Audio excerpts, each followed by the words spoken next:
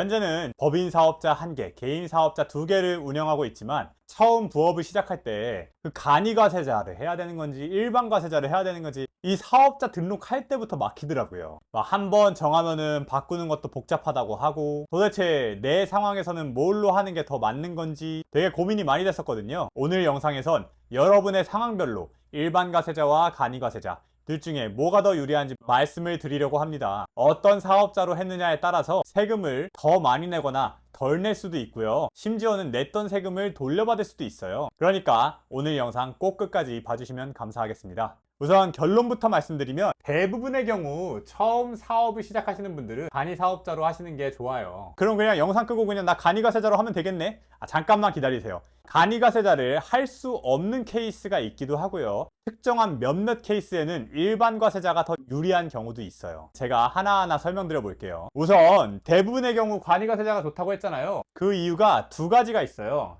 첫 번째, 세금을 덜 낸다. 이게 어떤 세금을 덜 내냐면 부가세라는 걸 덜 냅니다. 이 부가세가 뭐냐면은 여러분이 뭔가 물건을 산 다음에 영수증을 보시면은 이렇게 밑에 부가세라고 표시가 돼 있을 거예요. 그러니까 이게 뭐냐면 물건 가격의 10%를 부가세라는 이름으로 나라한테 납부를 해야 되는 거죠. 예를 들어서 여러분이 뭐 11만 원짜리 정수기를 샀다. 그러면은 사실은 이렇게 돼 있는 겁니다. 구성이. 물건 가격이 10만 원이에요. 나머지 1만 원은 물건 가격이 아니라 여러분이 부가세로 세금을 낸다는 거죠. 근데 간이과세자는 좋은 게 뭐냐면 이 부가세를 안 내거나 조금 덜 냅니다. 구체적으로 말씀드려 볼게요. 여러분이 간이과세자인데 지금 2024년이죠. 근데 2023년도에 매출이 4,800만 원 이하야. 그러면은 부가세를 안 냅니다. 근데 전년도인 2023년도 매출이 4,800에서 1억 800 사이다. 그러면 부가세를 2.5%에서 4% 사이 나와요. 이 2.5에서 4%는 어떤 업종이냐에 따라서 달라집니다. 옆에 한번 띄워 드릴게요. 그러면 1억 800 이상이면 어쩌냐? 이 경우에는 일반 과세자로 바뀌어가지고 부가세를 10%를 내야 돼요. 자, 이제 이해가 되시죠? 우리가 간이과세자로 하면은 부가세를 아예 안 내거나 아니면 2.5에서 4% 사이만 내면 된다. 참고로 이 기준이 원래 옛날에는 8천만 원이었는데요. 지금 올해 7월부터 1억 800만 원으로 변경이 됐습니다. 그래서 이게 최신 업데이트 버전인 거 말씀드리고요. 이런 궁금증이 있을 거예요. 아니 근데 내가 2024년에 처음으로 창업을 해서 2023년 매출액이 없는데요? 그러면은 여러분이 전년도 매출액이 없으니까 뭐예요? 4,800만 원 이하죠?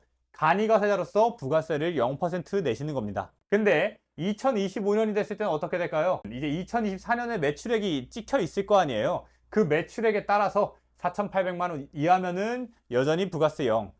4,800에서 1억 800 사이면은 여전히 부가세 2.5에서 4%. 1억 800 이상이면은 일반 과세자로 전환이 되면서 이제 부가세를 10% 전부 다 납부하게 되는 거죠. 자, 어제는 그래서 결론이 뭐다? 간이과세자는 부가세를 덜 낸다. 얼마나? 아예 안 내거나 2.5에서 4% 사이 낸다. 그래서 일반 과세자보다 20, 30% 수준밖에 세금을 내지 않는다. 그래서 좋다. 이게 첫 번째 이유고요. 간이과세자가 좋은 이유가 두 번째, 세금 신고 횟수가 적다. 보통 개인 사업자가 내야 되는 세금이 두 개가 있어요. 부가세가 있고 종합소득세가 있는데 일단 종합소득세는 빼고 이 부가세만 봤을 때 일반 과세자는 1년에 2번 세금 신고를 하고 납부해야 되고요. 간이과세자는 1년에 한 번만 하면 된다. 그러니까 이게 되게 편리한 거죠.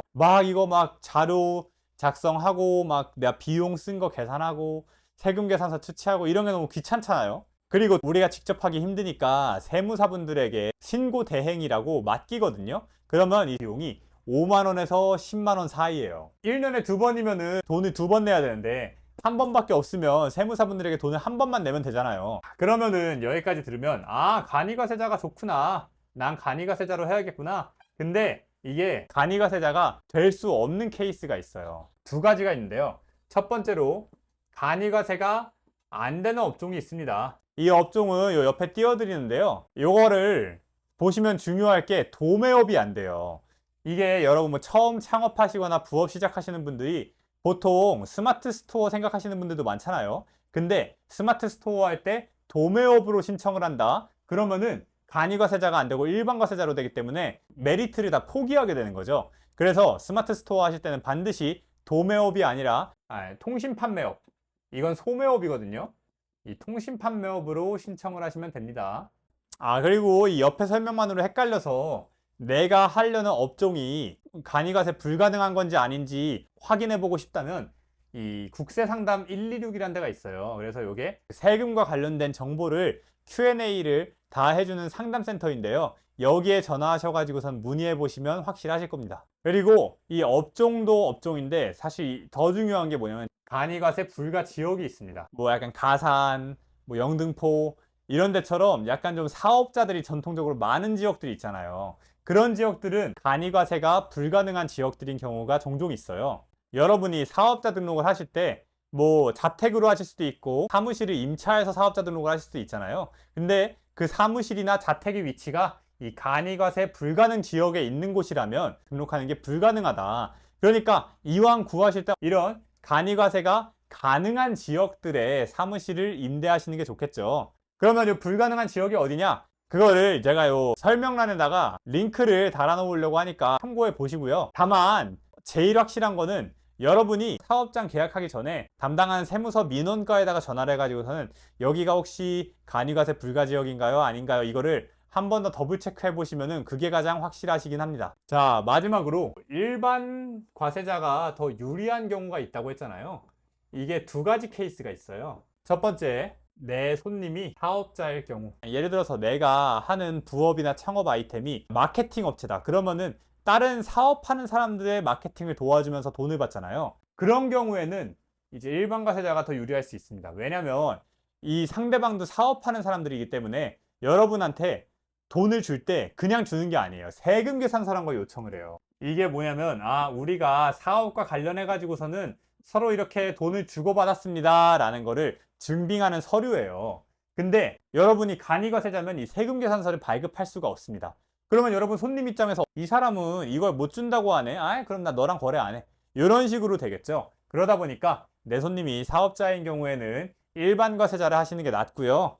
두 번째는 초기 투자금이 많이 드는 경우. 아까 우리가 간이과세자는 부가세를 안 낸다고 했잖아요. 대신 일반 과세자는 뭐예요? 부가세를 10%를 내죠. 근데 이게 좋은 점이 하나 있어요. 뭐냐면은 부가세 환급이라는 게 있습니다. 여러분이 예를 들어서 파티룸을 해요. 그래서 처음에 투자금이 5,500만 원이 들었어요. 근데 아까 우리가 뭐라 했어요? 우리가 사는 물건은 전부 다 10%는 부가세고 나머지가 물건 가격이라고 했죠. 이 5,500만 원 여러분이 썼는데 이 중에서 5천만 원은 물건이고 그리고 500만 원은 부가세, 그러니까 여러분이 나라에 납부해야 될 세금인 거죠. 근데 이렇게 투자비는 많이 들었는데 돈을 못 벌었어. 그런 경우에는 나라에서 이렇게 생각하는 거예요. 이 사람이 지금 5천만 원을 물건을 하고 500만 원을 이제 세금을 냈는데 이 사람이 돈을 못 벌었네.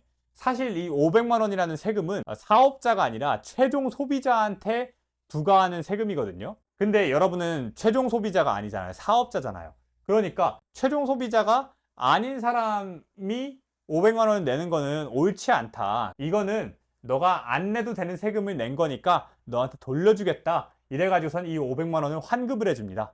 신기하죠? 여러분이 초기 투자금 비해서 실제로 판매한 매출액이 더 적어. 그래서 적자가 났어. 적자가 난 경우에는 여러분의 이 적자 금액의 10% 정도를 환급을 해줄 수 있다. 일반 과세자는. 이렇게 그냥 이해하시면 됩니다. 초기 투자금이 아주 크고 올해에는 반드시 적자가 날 걸로 예상이 된다. 그러면은 일반 과세자로 등록을 하시는 게 더 유리할 수도 있다. 이렇게 정리 드리고요. 자, 여기까지. 그러면 오늘 내용 한번 정리해 볼게요. 1번, 간이과세자가 보통 더 유리하다. 왜? 일단 부가세를 덜 낸다. 그리고 부가세 신고 횟수가 적다. 근데 간이과세가 안 되는 업종 코드가 있더라. 그리고 간이과세가 안 되는 지역이 있더라. 그리고 마지막으로 그럼에도 일반 과세자가 유리한 경우가 있더라. 언제? 첫 번째로 내 손님이 사업자일 때, 두 번째로 내가 초기 투자금이 커가지고 적자가 예상될 때. 이렇게 정리를 해봤고요. 여러분이 모두 본인의 상황에서 가장 유리한 사업자 선택하셔가지고서는 창업 잘 하시길 기원합니다. 이거 이외에도 여러분 처음 창업 시작하시는 분들 부업 시작하시는 분들을 위한 영상 꾸준히 올리고 있으니까 구독과 좋아요 반드시 부탁드리고요. 다음 영상에서 뵙겠습니다. 감사합니다.